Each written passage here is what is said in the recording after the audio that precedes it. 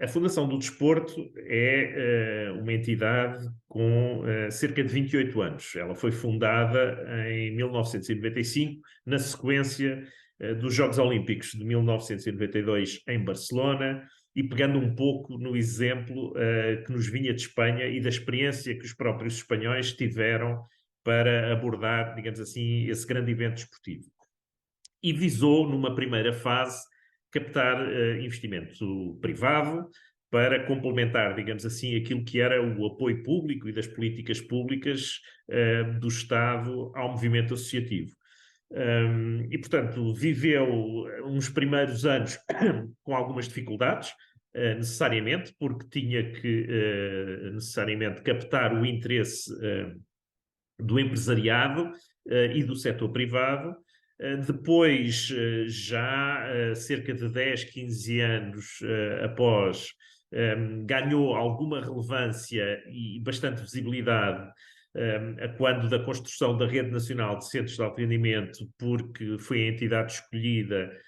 pelo governo de então e necessariamente suportada pelo movimento associativo também para coordenar essa rede de instalações desportivas, de equipamentos novos que o Estado acabou por prover o país. E agora, numa terceira fase, digamos assim, de vida, procuramos alargar o âmbito, o escopo da nossa intervenção, também à sociedade civil, e procurando ocupar áreas mais cinzentas, chamemos-lhe assim, e que de alguma forma fugiram ao controle do próprio setor. E eu, quando me refiro ao setor, refiro-me, obviamente, ao setor desportivo. E aqui referiria algumas, as questões da mobilidade que teriam fugido para o ambiente, as questões do bem-estar físico para a saúde, as questões de investigação, naturalmente, para a educação, o turismo desportivo, que foi aproveitado muito bem também por esse setor na área da economia. E, portanto, é a nossa ideia alargar, e desta administração, alargar, e temos vindo a fazê-lo apoiando projetos próprios, alargar a nossa intervenção para além da visibilidade e da notoriedade que a coordenação dos centros de alto rendimento, um pouco por todo o país, nos confere. E, portanto, estes foram os três grandes períodos, digamos assim, da vida da Fundação do Desporto. A questão da igualdade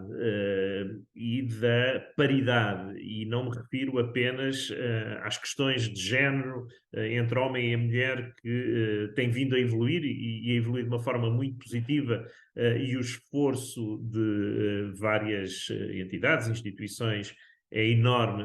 nesse sentido, mas eu acredito que a inclusão através do desporto adaptado, e de que o Comitê Paralímpico acaba por ser um farol de referência nesse esforço coletivo e, digamos assim, tornar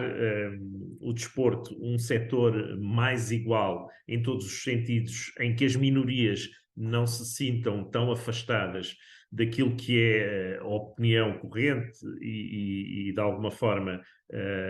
que prevalece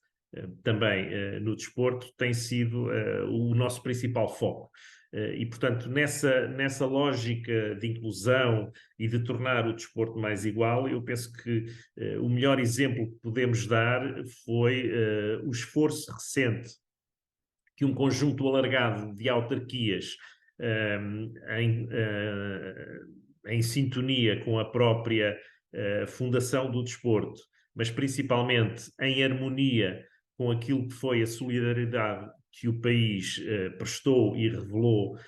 quando da invasão recente da Ucrânia por parte da Rússia, ao disponibilizar não só equipamentos, instalações das próprias câmaras locais, como principalmente disponibilizar a própria Rede Nacional de Centros de Alto Rendimento, dedicada a desportistas, dedicada a praticantes e, naturalmente, dedicada àqueles que visam o alto rendimento desportivo, e a disponibilização dessas instalações para acolher, digamos assim, refugiados dessa situação dramática e aqueles que escolheram o nosso país. E, portanto, este é um bom exemplo de solidariedade, do papel social